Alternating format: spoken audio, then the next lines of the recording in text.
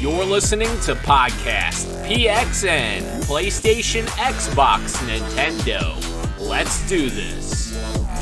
Hello, everyone, and welcome to Podcast PXN episode 89. I'm Rashan, aka Roro, and I'm joined today by the pride of PlayStation, Sean Babiak, Dan the Halo Man, Daniel Prindle, and the host of Large Popcorn, and our newest co-host, Cristian. How are you doing today, guys? Great. Nice. Hello. Nice. Hello. How does it feel to join the PXN family? How does it feel, Cristian? Exciting, but also very nerve-wracking. Nothing to be nervous about at all. We are, as we talked about before the show started, technical difficulties, just left, right. Yeah. That's how it goes. But yeah, big thank you to everyone listening and watching live. We record every Wednesday at 8 p.m. Eastern Time on YouTube, on Twitch. Just search up Podcast PXN and you shall find us. I don't know if we're still live on Periscope, but it's a possibility that we are still the only people still using that, because apparently that was something that was supposed to be shut down months ago. But so far we've been live on Twitter as well. So just search up Podcast PXN and you'll be able to find us.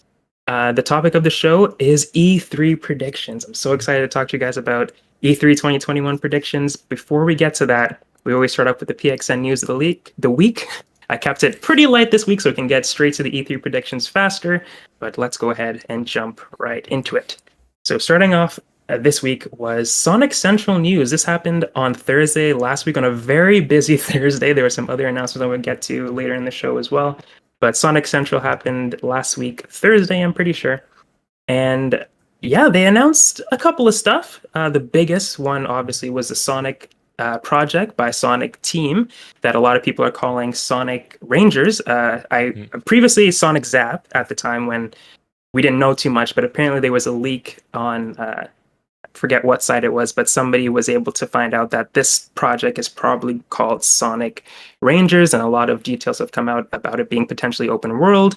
So people are very excited about that, myself included. There's a couple of other news, like Sonic collaborations with the 2020 Olympic Games video game, 2 Point Hospital, Judgment, the Yakuza spinoff. Sonic Colors Ultimate was also announced for the Nintendo Switch, and that's coming later this year on September 7th. And of course, the Sonic Origins collection that has Sonic the Hedgehog, Sonic the Hedgehog 2, Sonic the Hedgehog 3, and Knuckles, and Sonic CD as well.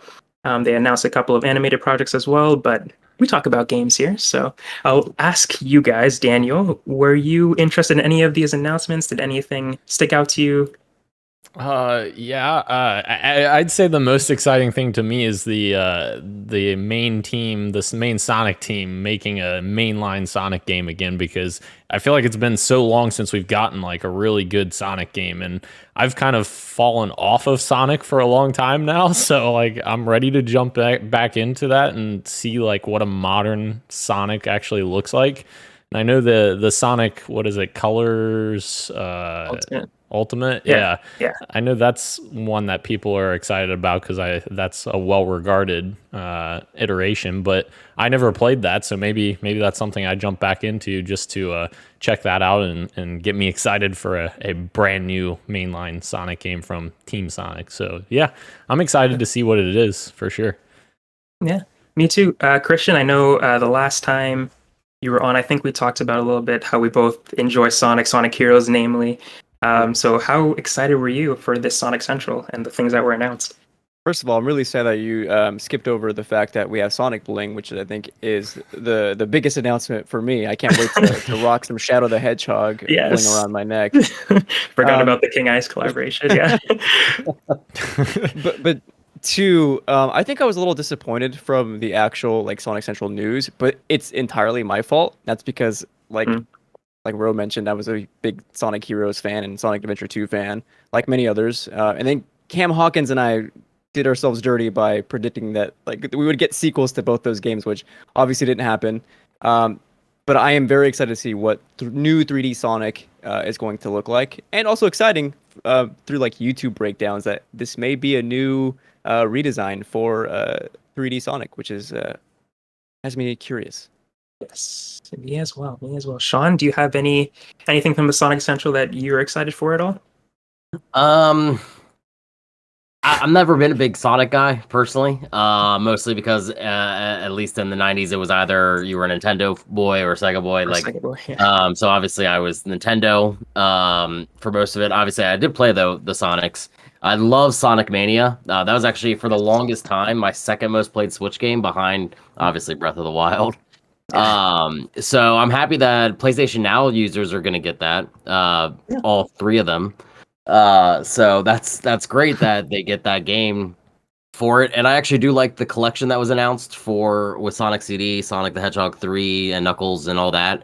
Only because like Daniel, you were talking about this about 2 weeks ago with game preservation and stuff. And I know you and I kind of went a little back and forth on it, but stuff like this is the type of game preservation that I can always get behind when kids these days have never experienced these games. And granted, it's not the same as playing it like on a Genesis or Saturn or anything like that, but you still get that opportunity to experience those games and understand why people hold Sonic in such high regard.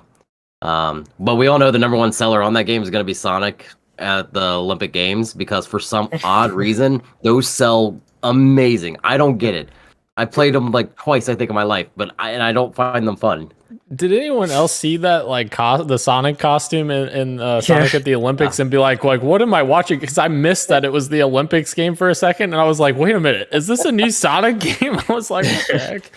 Correct me if I'm wrong, but this is just the Olympic. Just the Olympic, game? Yep.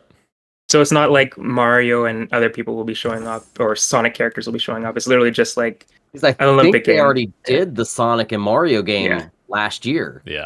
Because that's when obviously Olympics were supposed to be. Yeah. So it is definitely jarring to see the costume version of Sonic, but I also kind of get it because it's like based on the real Olympics instead of the spin-offs that they do. But yeah, it was definitely weird. I saw a lot of memes spawn from that and it was pretty funny. But moving on to our next story, Crysis Trilogy is coming later this year. Crytek has announced that remasters of Crysis 1, Crysis 2, and 3 will be bundled together as a Crysis Remastered Trilogy as a standalone purchase in fall 2021. These are coming to the PlayStation, Xbox, Nintendo Switch, and PC.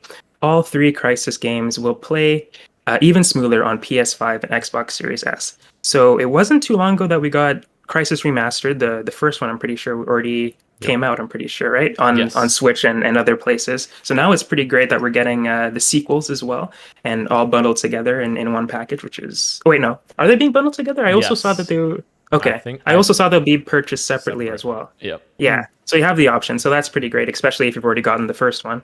Yep. But yeah, I'm always surprised that these games are coming to the Switch as well, which is great to have shooters on the Switch. That's pretty cool. But yeah, Daniel, are you excited for the Crysis remaster? Oh, I know he is. Yes, I'm very excited. I think we talked about this a couple weeks ago. I was so excited about freaking Crysis 2, the possibility of Crysis 2 being remastered. And now that we're actually getting it, I'm excited for it. I still think Crysis 3 was a pretty good game, but 2 was my favorite. And like 1... I always attribute Crysis 1 to like Mass Effect 1. Like it had a solid foundation and solid story and all of that, but like the mechanics don't really hold up to today's standards. And Crysis 2 was like such a big leap, just like Mass Effect 2 was such a big leap. So I'm very excited for this and go back and play some Crysis 2. And maybe some Crysis 3. We'll see how it goes. It does suck a little bit, but that there's I don't think there's multiplayer in this collection because I did have a lot of fun in the multiplayers back then. I played in like 3 different beta tests for it that Crytek sent out because I was so excited for it and kept signing up for everything I could. And yeah, I can't wait for it. Cristian, are you in the same boat? Similar. I never played Crysis 1, but 2 and 3 were like fantastic, and I credit that to the Crytek engine being like one of like my favorites because it's like so gorgeous. I remember back when Crysis 3 was dropping, I was like, this is it. This is the best games we'll ever look. So like I'm so excited to see that running on a PS5 console. I will for sure get my hands on it. Ron, how about you? I'm actually in the exact same boat as Cristian, that I missed out on 1, but I played 2 and 3. I enjoyed them. I didn't play any of the multiplayer or anything like that. of course, thought they were like the most beautiful things. Even when I think it was the third one came to PS3, I was like, I didn't think the PS3 could even look like this. Or like, I remember the first time that I can't remember any of the characters' names, but I remember the first time you see water reflect, and you're like, holy crap. But more than likely, it's not going to be something that I revisit, just because I have a feeling next week. Is it next week? I think Ratchet and Clank releases, whenever it is. That's going to keep me busy for a while. Mario Golf, that comes out, and then the Skyward Sword remake or remaster comes out too. Yeah, that's a remaster I can get behind.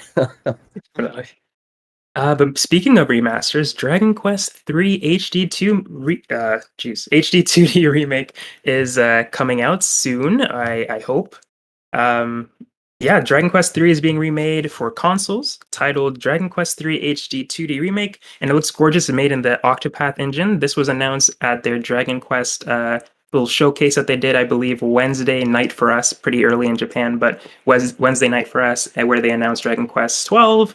They did some announcements for Dragon Quest 10, which is still sticking in Japan. A lot of fans I saw were a little bit upset about that, but that's like their online Dragon Quest game, I'm pretty sure. But the HD 2D remake looks beautiful. I'll talk about it in the games we're playing, but right now I'm playing Dragon Quest 11. I'm trying to get into this series because of things like this. But after seeing this, I was like, the first thing that I said is, this is what I want Pokemon remakes to look like when they go back to, like, Diamond and Pearl, for instance. This is what I imagine it to look like. Don't make it like 3D. Just like make it really pretty sprites. That's what I want to see when they remake stuff like that. But I understand Nintendo's different. But how about you guys? Are you guys into Dragon Quest at all, or what did you think about these announcements? Daniel, I'll start with you. Gosh, he's pumped. I can tell. Yeah, I can tell. He loves JRPG. Yeah, I'm the worst person to ask about this because I don't know anything about Dragon Quest. But I'm excited for people who are Dragon Quest fans. Yeah. Sean or Christian, are either of you excited for these announcements? This makes me so happy. I was going to ask, like, would you guys hate me if I said I never played a single Dragon Quest game? No. Okay. But like, Daniel forgives me for Mass Effect. You are forgiven for Dragon Quest. I heard they're great though. Like, I've always wanted to try one out. I just have never done it. Mm-hmm. Yeah. Sean, how about you? I am actually in the same boat as you, Roro. I mean, obviously, you and I kind of align when it comes to RPGs. And I've never been into Dragon Quest, Final Fantasy. It was kind of like, especially in the 90s, kind of butting heads with each other. And I tried to get into 12 on the PS4. It just didn't click with me. I don't know why. I mean, you could say the same thing about certain Final Fantasies as well, but seeing something made in a vein of Octopath Traveler, which is one of my favorite games on the Switch. I love that art style. I can't praise it enough. It might be part of something with my predictions. We'll see here in a few. But I am definitely looking forward to it. I kind of want to see what they're going to do as far as price-wise. I don't know if since it's technically almost redone, it'll probably be a $60 game. But we'll see kind of how reviews are. But it's something that's definitely on my mind for JRPG at the moment. Yeah, me too. And I should say that 11 is the game that you're thinking about for PS4, because I forgot to even mention 12 was announced here, Dragon Quest 12. Sorry, yep, I had that messed up. It's okay. And all they did was show a trailer, which is very, normal these days. But they described it as Dragon Quest for adults. And as someone who's new to the series, I don't know what that means, but has me excited. Whatever Maybe it's what Capcom did with Monster Hunter. I mean, Monster Hunter was it was a giant market, but it was still a very niche market until World came out, and everybody played World. Sure. Could be that, and I'm very, very excited to see what that could be, especially as we'll talk about in the games we're playing, getting into the series itself. But moving on to the next story, Dying Light 2 gets a new title and release date. Dying Light 2 has been renamed Dying Light 2 Stay Human and will now be released on December 7, 2021 for PlayStation 5 and 4, Xbox Series X and S, Xbox One, and PC. So it wasn't too long ago, I think it was in March, where they announced that they had something to show us, and what they had to show us was basically them saying, we're going to show you something very soon. And finally, they're showing us some gameplay, and it looks great. So I was glad to wait it looks fantastic. I love their little show that they did with Leia. I don't know if I'm pronouncing her name right, but I watched her on Twitch all the time. She's a great streamer, and she hosted the Dying Light 2 event with one of the voice actors, and I love like the background that they had. I thought they really stepped it up for that digital showcase. But yeah, are you guys excited for December 7th when Dying Light 2 comes out? Have you guys been anticipating this at all? Daniel, I'll ask you. That trailer looked sweet. Yeah. Not to interrupt, but that trailer No, was go ahead. actually, that was a very good way to show off your game. Yeah. And the crazy part is like, I had thought that we hadn't seen this game since E3 2019, but then the trailer said, yes, we've been quiet since E3 2019. I was like, oh gosh, I was actually right. Like, that's insane how it's been over almost 2 years now since we've seen this game like in a real capacity. And yeah, I agree with Sean. This was a great way to show it off and be like, yeah, here's our release date. It's coming this fall. Be excited. And I was very excited, and I enjoyed the first game a lot. The parkour elements of it is just really cool. As a fan of Mirror's Edge, along with a lot of other people as well. Thank you. Yes, that just gets me really excited, especially with some zombies out there. So, and it looks a lot more polished than the first game from what we've seen so far. So, yeah, very excited.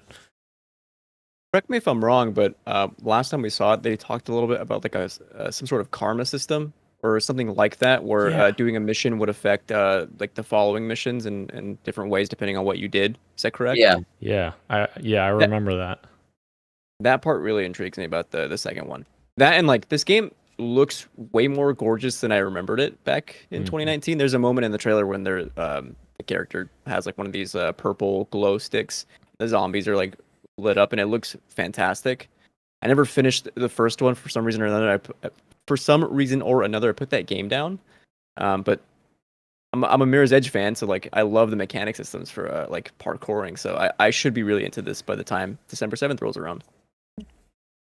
Yeah, I mean, I did not have this on my radar, to be honest, like at all, until I saw that video or the trailer, and holy crap, that looked cool. You were talking about the did I point to the corner too when I did that? That's pretty good.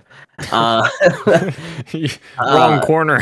Oh dang it! It switched. That corner. There you go. Yeah, it's all switched around. Yeah. But like the karma system you were talking about, Christian, like they were talking about like how there's 3 separate factions and in a sense 3 different endings, but also like multiple ways the story can branch out with that too. And Daniel, I don't know if you're kind of like me right now with finishing up Resident Evil 8 and getting a little bit of a horror fix. Finished. It definitely kind of scratches that itch because I am, after beating that game, I like kind of want to jump into a couple more horror games. It just seems like anymore it's kind of walking simulation horror, such as what is it, Outlast and stuff like that. So having something where you're incredibly mobile in Dying Light, that's going to be a blast. And I will just mention that the Dying Light Platinum Edition, which is usually $100, is going for $25 right now. It's on sale, I think, 2 more days until the sale is over. So if there's anybody out there who hasn't played Dying Light, you can get literally everything that's been released for that game for just $25 when it's usually $100. So that's a pretty good deal. And some of the expansions for that game are really good too. Like The Following was a really good expansion for that. Definitely. So yeah, don't keep your eye out. Go get it now if you want to play it. But yeah, moving on to the next story, Far Cry 6 gameplay and release date for October 7th. So we got a gameplay trailer at the Ubisoft little thing that they did on YouTube where they counted down to another countdown for, that was a big thing at the time. But the gameplay looked really cool. Far Cry usually isn't my cup of tea. I don't usually, honestly, Ubisoft games in general don't stick with me that much. I just find them kind of samey. But Far Cry 6 looks pretty cool. I gotta admit, it looks pretty cool. So maybe when October 7th rolls around, I may pick it up. I love the main character that they have. But yeah, Daniel, you were going to say something? Roro, how can you not love having a freaking crocodile as a pet That's what I'm saying. It looked like the cute little dog that they had at the end too. Like a lot of the things that were happening in the trailer kind of turned me on to it.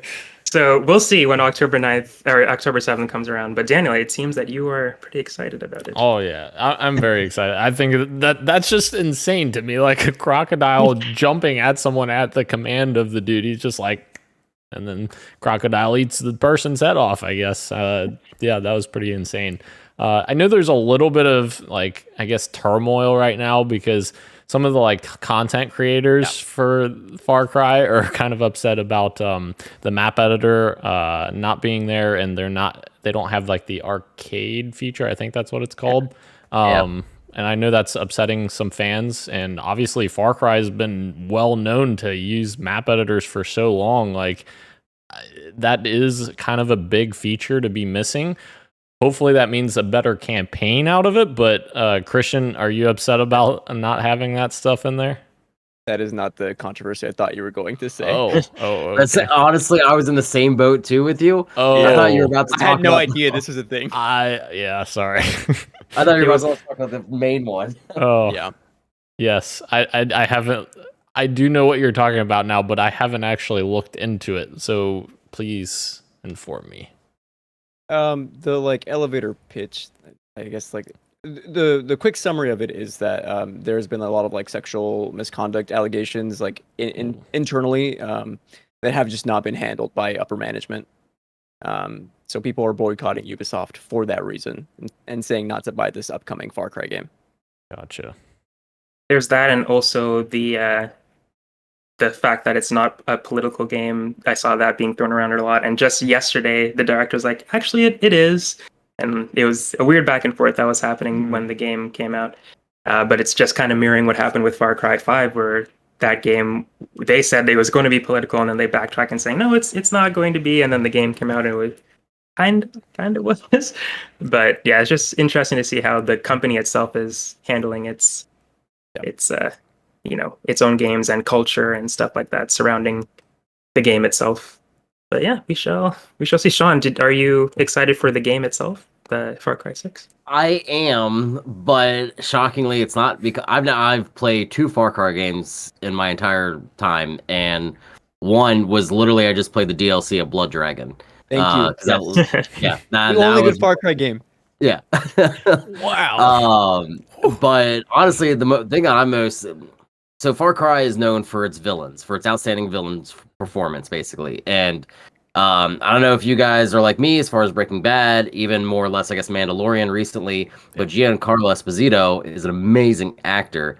I'm curious how even more amazing he's going to be as a video game villain. I mean, he plays a villain so well in so many TV shows, and if that translates, I mean, I can only imagine how well that story is going to be. I mean, I buy Assassin's Creed every time it comes out, so it's not like I'm not used to like outposts and a bunch of stuff on my map to clear out and all that stuff. But just to kind of see that story and how it really unfold, that's what really interests me.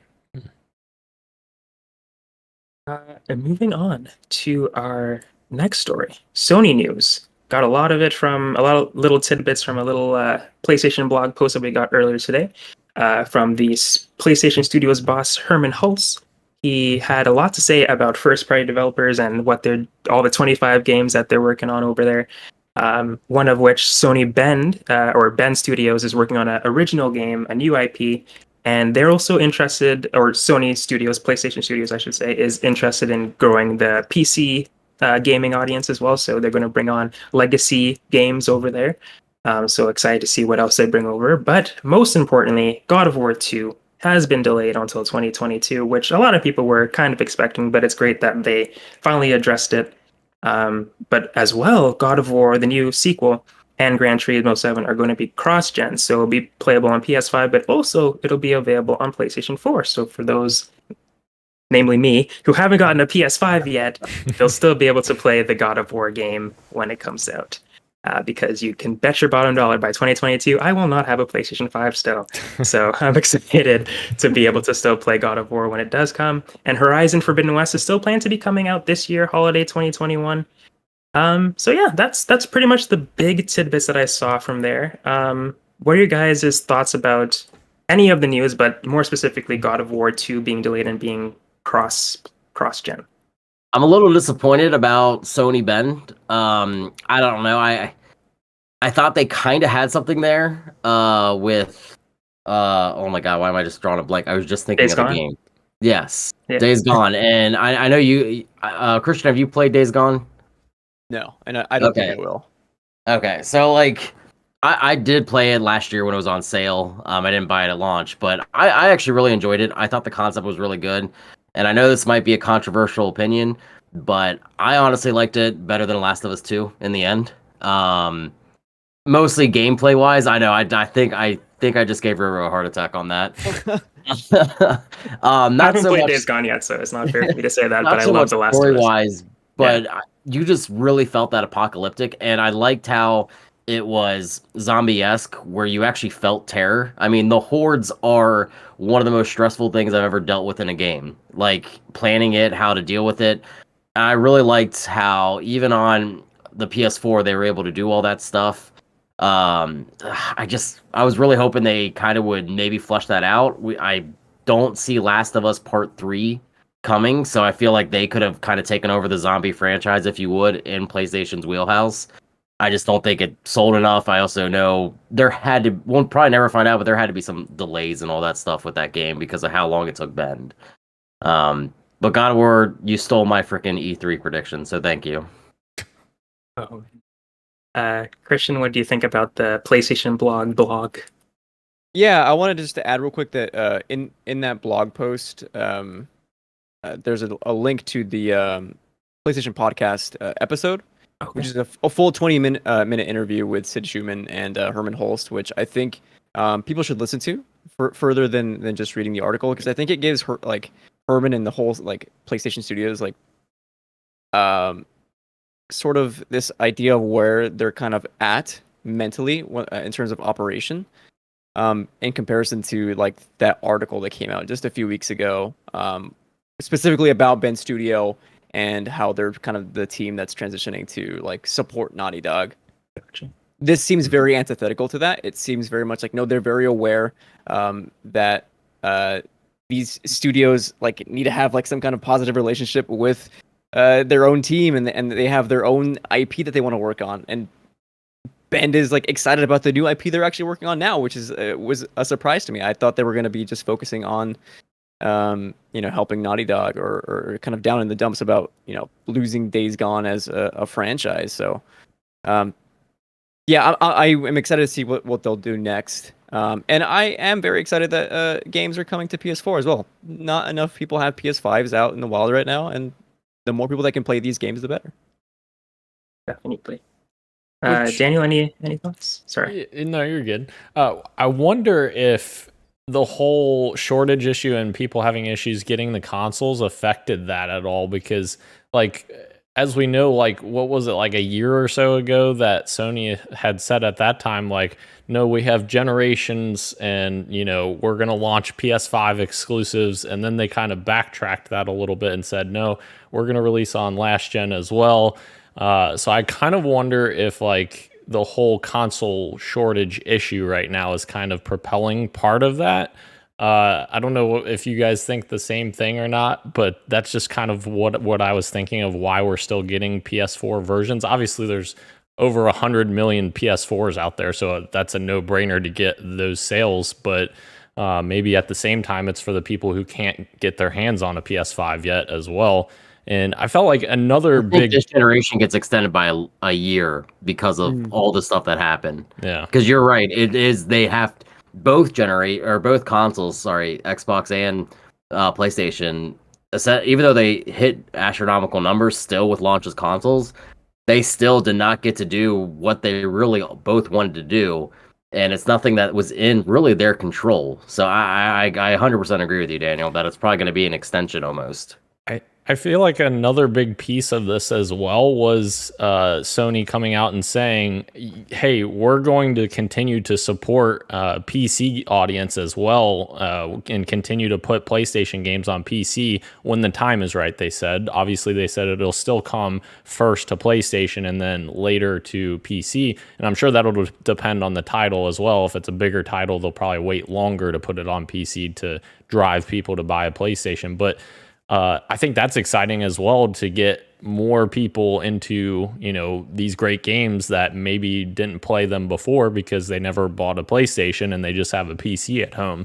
So yeah, I think that's awesome. And soon we're going to be to the point where PC players literally just get everything because Microsoft already puts all their first party games on PC and Sony is seemingly getting closer to that. So yeah, that's exciting.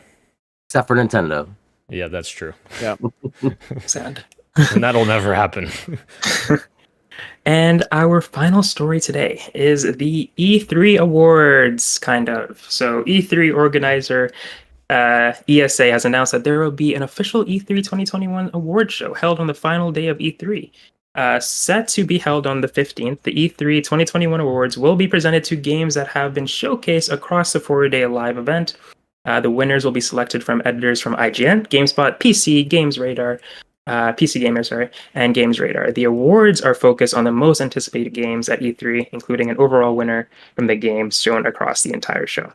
So not exactly like the TGA, like the Game Awards, but a cool little way to, end cap the E3, I guess. So I thought that was pretty neat.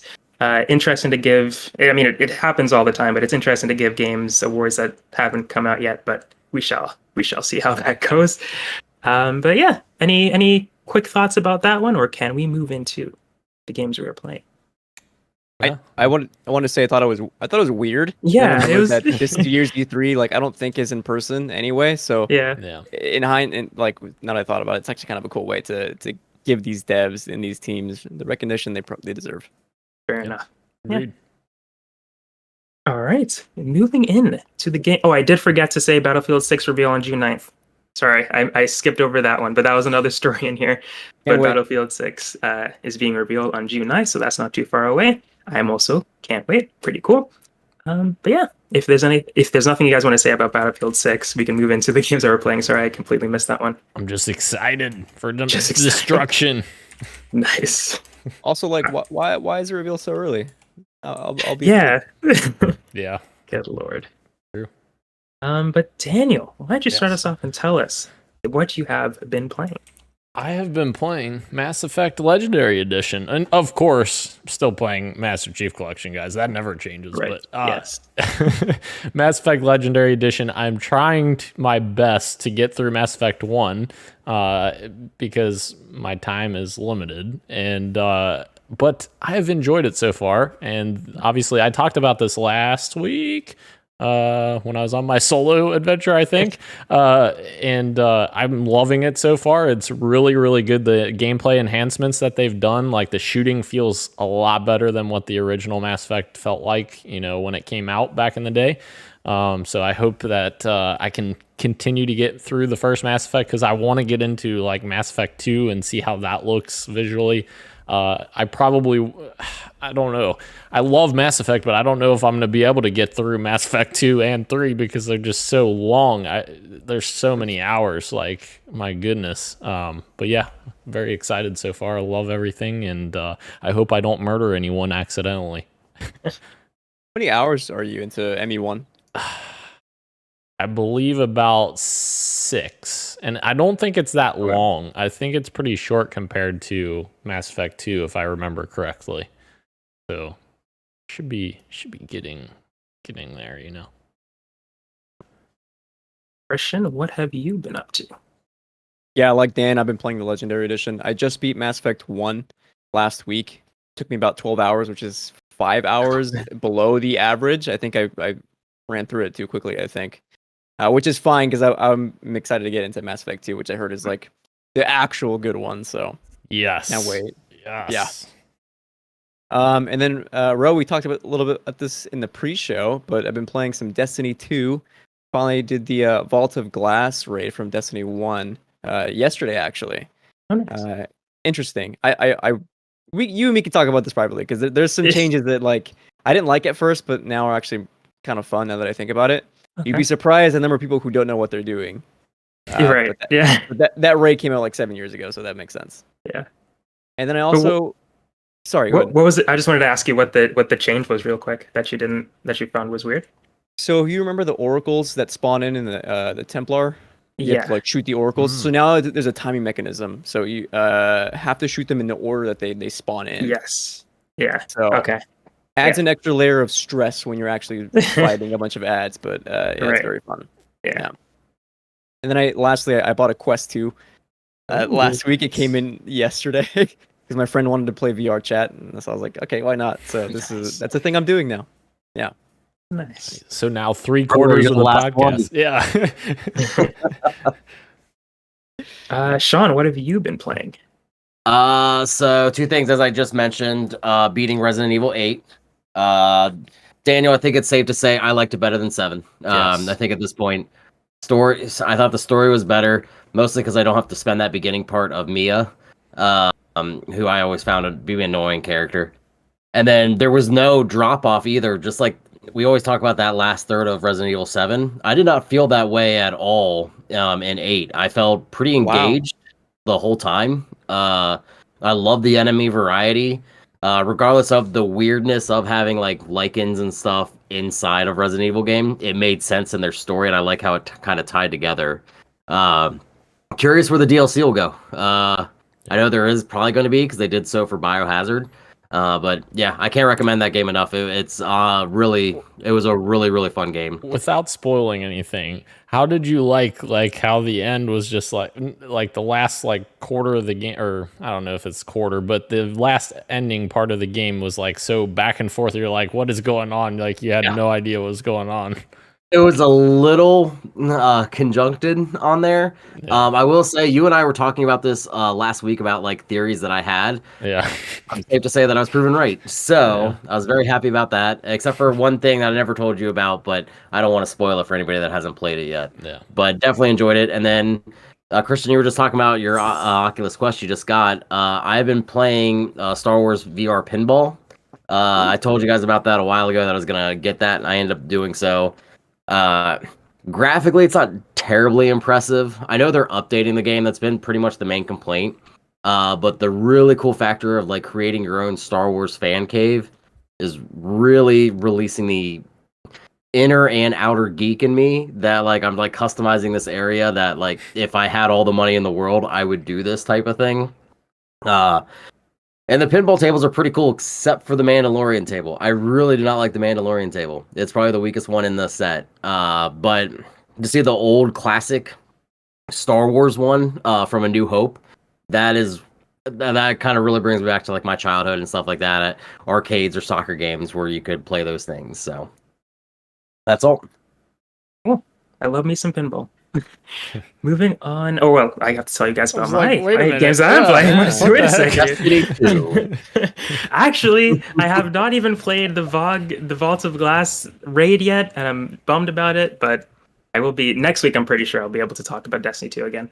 But Dragon Quest 11, I started playing that on Game Pass, and I am loving it mainly because of after watching the Dragon Quest showcase that happened last week, and just kind of like not knowing anything about it but still enjoying it a lot. Like this series looks like so much fun, so I decided to finally give it a shot, and I'm really enjoying it. I was not expecting to be this blown away visually. It's a really pretty game, and I'm loving the story so far, so I'm excited to complete it and hopefully go backwards and play the rest. But so far I'm having a really good time with Dragon Quest 11. Stonefly also came out yesterday, I believe, and this is an indie game by Flight Studio. I may be incorrectly saying the indie game studio's name, but it's a really cool mech game where you're the size of a bug, and you are flying through trees basically, and you fight against other bugs like tinier than you, but it's like a pacifist combat. So instead of beating up the bugs, like pummeling them to death, you use air to like flip them on their back and then push them off of the leaves that you're floating on to kind of get them out of the way so you can resource hunt and stuff like that. I'm really enjoying it. It has a beautiful art style. The company was Flight School, so I almost got it right. But yeah, it's a really cool game. I love the visuals again, and the combat is very unique, so that's been keeping me hooked as well. Has its issues here and there, but still pretty good. And finally got to 3D Worlds plus Bowser's Fury. I beat Bowser's Fury a couple of days ago. Really enjoyed it. Oh, well, as we said at the beginning of the show, I haven't technically beat it because I haven't gotten all the cat shines yet. But I did take down Bowser. So Bowser Jr. is happy and all that jazz. Well, not happy, as you saw by the end, but it was a good time. It was a very good time. But Cristian, you had a hot take at the beginning. Oh, I didn't. What was it again? I wasn't gonna bring it back no. up, but Okay. I think Bowser's Fury is better than Mario Odyssey. Mario Odyssey, and I had this time to think, and I completely disagree. No, And that's okay. no, it is That's not. okay. Yeah, but I respect it. Absolutely, I respect it because it is a great game. But so is Odyssey, really good. But yeah, had a great time. I wouldn't say to pick up Bowser's Fury if you aren't. I guess Cristian would disagree, but I wouldn't say that this is like a $70 game. If you want to replay 3D World like I did, I am getting my full money's worth out of it. But I wouldn't say pick this up if you just want to play Bowser's Fury. That's just my 2 cents there. Yeah. But moving on, finally, to the E3 predictions time. I completely failed you. We still have 20 more minutes, but maybe we'll go a bit longer.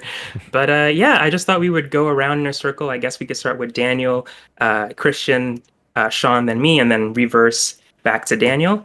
But yeah, you guys can, or Daniel, I guess you could start us off. Just to say it real quick, Ubisoft is on June 12th.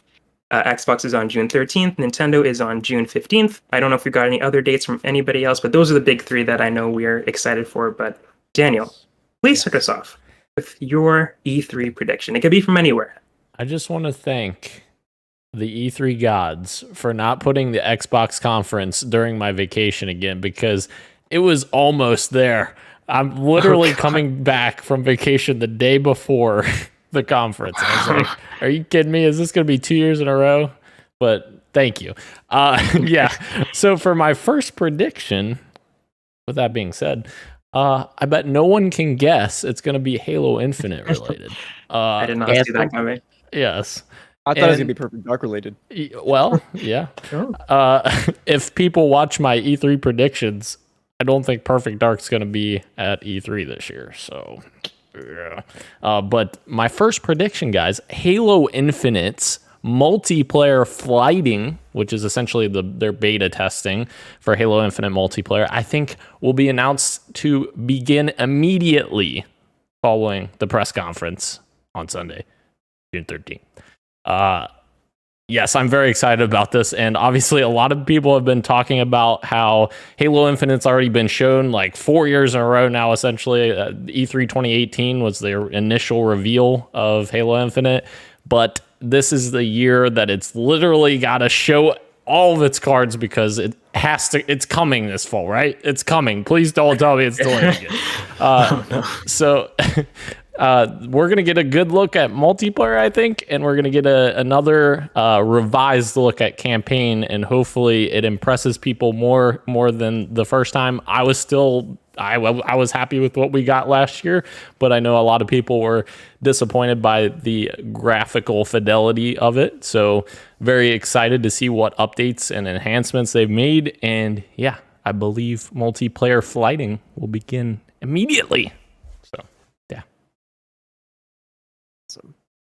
Cristian, what is your first prediction?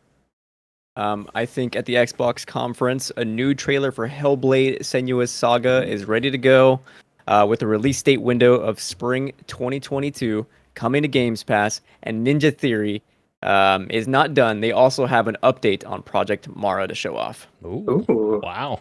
Exciting. Double Project dose. Mara. What was that the ballerina thing? Am I crazy? No, that was really realistic. Okay, I searched it up. Mm-hmm. Okay, wow. Yeah. Cool. I'm excited to hear more about that too. I completely forgot about that. That's awesome. I hope it's there. I hope you're right. Sean, what do you got? So another Xbox One. Xbox will either announce with Bethesda the Evil Within 3 being exclusive to Xbox, Yes. or another original IP from Shinji Megami. So Daniel, that got you excited. question, yes, I love the Evil Within, but question: with them making Ghostwire Tokyo still, and that hasn't come out yet, do they have like two teams? You think, or? See, that's what I was kind of wondering. But I feel like at this point in at least COVID times, I think at this E3, we're going to accept a lot of things that we wouldn't accept in the past. Like Nintendo got so much crap for the Metroid logo. Yes. So did Sony, and what was that? 2015, 2016, where it was just basically 4 logos of a bunch of games that were coming. Yeah. I feel like we're going to be a lot more forgiving this year as gamers as a collective for that. So that's kind of where my mind is thinking that something like this will be announced. Because I don't think they just got Bethesda just for Bethesda Game Studios. They have so much in their wheelhouse, and this is something that I think they should lean into, because Xbox does not have really a horror franchise. My next one is an Xbox One and horror related, and my prediction also kind of goes off of what you said with how Nintendo got crap for just showing off a logo. I think this is just going to be a logo. I think the Kojima rumors are true. I know this is a crazy one, but I think he shows up at the Xbox conference and literally just talks about his partnership, about a new game. I think it's a horror game, and he's just going to show off the logo and say, "I hope you're excited. I hope you're excited." And then that's it. No release date, nothing. He's just there to confirm that, yes, I'm working with Xbox for my next game. That was one of my predictions as well. It was, yeah. Nice. Did you have anything to add to mine? No, it was literally just Kojima's here. Kojima's nice. That was essentially what Sony banked on for like 4 years. Yeah, true. Here's our new look at Death Stranding for the 77th time. Is it me? Mine now? I don't remember. I was going to go backwards, but we can... Okay, we can do that. Yeah. I was going to... So Sean, basically, is next. Oh. If you're okay to go. Yes. Okay. Okay. So I couldn't remember, and I was trying to look it up if EA's having any type of event. I know they used to have EA. Okay. They're having EA Play, but it's like, I think it's July. It's later, yeah. Okay. So I doubt it'll be, now knowing that, but I'm gonna say something that's very high hope for me. Because EA has been so against remaster collections, they just finally did with Mass Effect. They're going to announce a Dead Space trilogy collection to test the waters and hopefully get a support base for. That'll be and people will fun. realize that Dead Space 3 is not as terrible as a game as everyone says it is. It just had some issues. Yeah. It wasn't a horror game anymore. Yeah. That'll be cool. That is cool. Will I play it? I don't know. If you don't play Resident Evil, you're not playing this. I think this one was scarier than Resident Evil. Oh, God. And it's funny because 3 was the one that was like, maybe I'll play this one because no one's scared of it. So, yeah. But Cristian, do you have another one? Are we still doing Xbox? We can go anywhere. Yeah. Anywhere? Yeah. Okay. Yeah. I have a Nintendo one that I've been kind of pondering this entire time, and I'm still not decided. Okay. So I have like a split, if you'll stick with me. Nice. Either the new Nintendo Switch model is not shown or even talked about at all, or if it is revealed, we'll get both a Breath of the Wild sequel trailer along with a new title for the next 3D Mario game. Oh. I will say that with the E3 announcement for Nintendo today, they did say that their direct is going to be very software focused or exclusively software. So I do agree. I don't think they're going to show off the Pro at their E3, but I do think the rumors are true, and I think we're pretty close. The rumors are true, and I think that we're going to get an announcement for it soon, as early as tomorrow, I hope.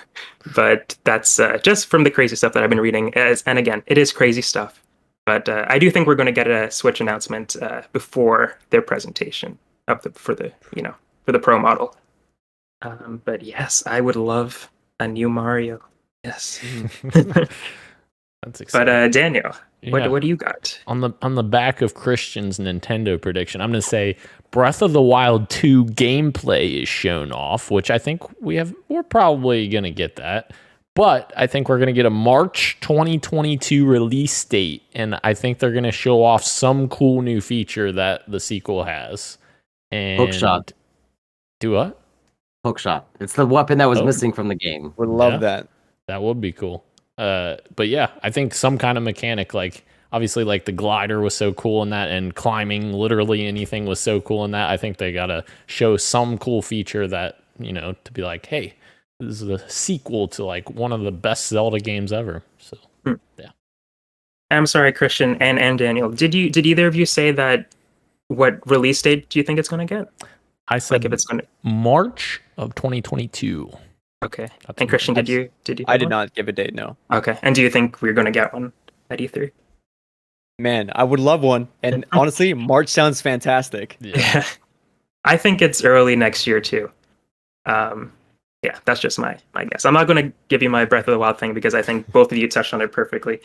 But my Nintendo one is, I think Skyward Sword is Nintendo's E3 or Nintendo's 35 celebration for Zelda. They're not doing any more ports. That's all you get.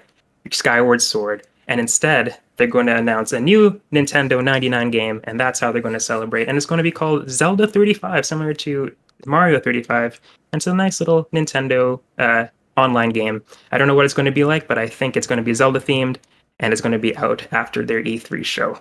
So that's just a little one for Nintendo over there. Real quick, I had the exact same thing, bro. I swear, I had Mario 35 or Zelda Mario 35 because I was like, they're not going to do anything else. I don't think so either. As sad as it is, yeah. And everyone's been begging for a Zelda maker. I don't think we're going to get something like that in the vein of like Super Mario Maker, but I do see some sort of 2D Zelda 35 type thing. Right. Yeah. Okay, I think I did this really badly, but I think Daniel, it's your turn to go as we're going back. Oh, okay. Yeah, I'm so confused. I could just go in a circle going forward if you want. Okay. So Sean would be next, and we'll just keep going like that. All right. Okay, yeah, that's probably easier. My third prediction, and this probably isn't the best prediction because it's never going to come true as much as I want it, but every year I wanted Splinter Cell. Give us freaking Splinter Cell. I've been waiting for freaking years. Blacklist came out in 2013. Where is Splinter Cell? Give us freaking Splinter Cell. I want it so badly with Michael Ironside. You want to hear something funny? Yeah, what's it? One of my Ubisoft predictions is that Sam Fisher is at the conference in some fashion, but he is not getting a new Splinter Cell. No! I did the same thing just for Daniel. No! Yeah, he'll be there, but not for his own game. Yeah. No, they literally did that so much. I think last E3 or the last one that we had, they freaking anime. Oh, that was so Ubisoft frustrating. Forwards, they do it at the Ubisoft Forwards too. Ugh. Yeah, just everything to make you sad, Daniel. It'll be a Fortnite skin. Oh no, come on. Christian, what is your next one? You get a Metroid Prime 4 update and then at the Nintendo conference, but it's tiny. It's literally a dev saying, we are still in development and excited to show you more. And you get like 2, maybe 3 concept art like photos. And that's it. Wow. I have the same thing here. Not the same thing, but I do think it's time for us to hear from the Metro team. I don't think it's going to be a lot either.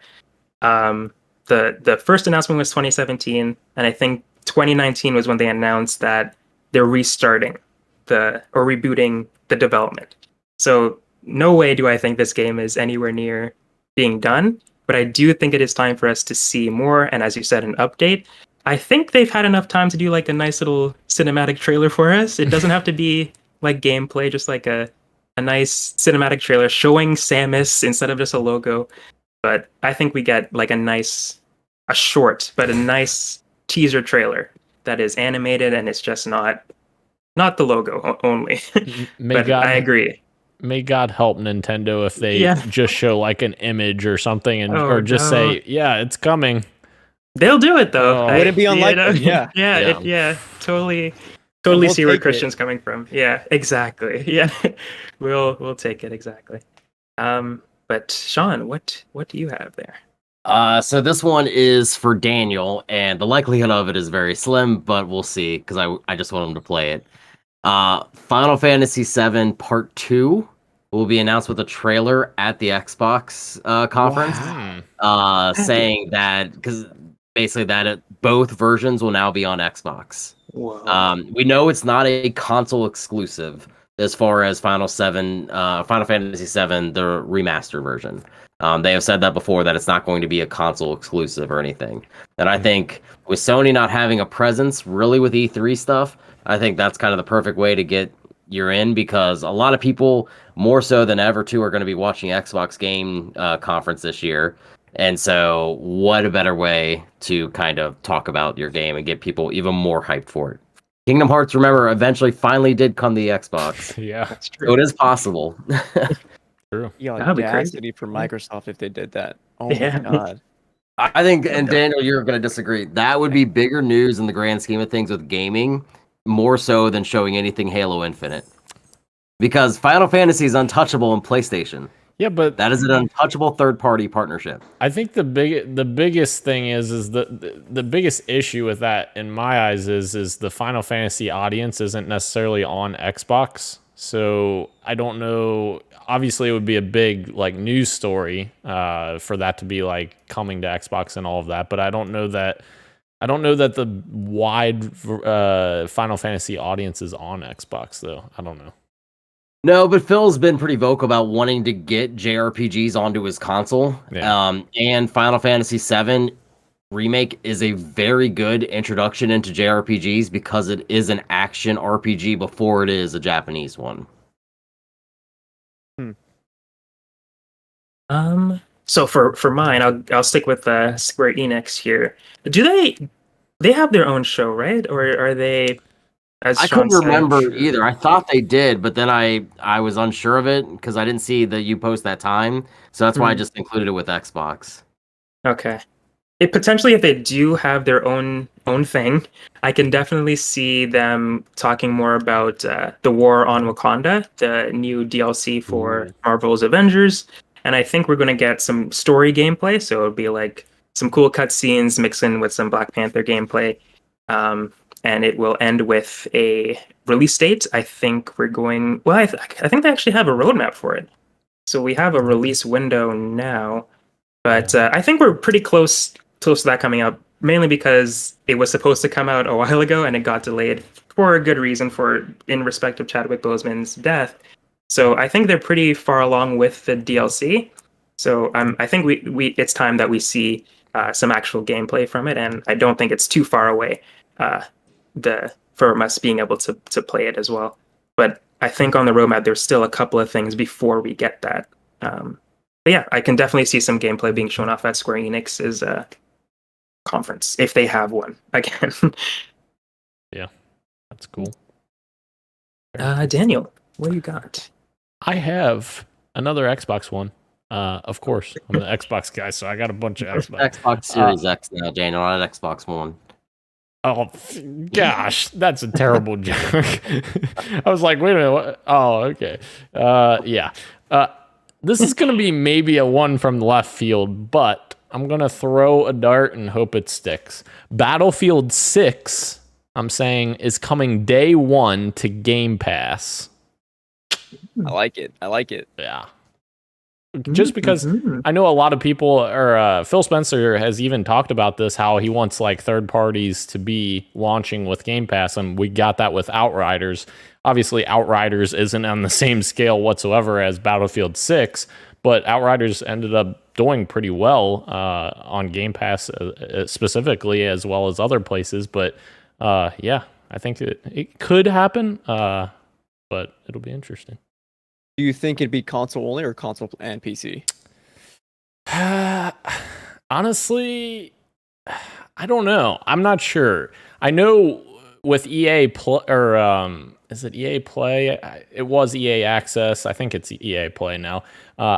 With that whole partnership with Microsoft and EA Play being included with Game Pass, they now do that where all EA Play games are on PC and console. So maybe that's definitely a possibility. But yeah, that'll be interesting. Bold, I like it. Yeah. Cristian, you got any more for us? Yeah, I got 3 more to choose from. Sweet. I'm trying to see how bold I should be or not. Go big or go home.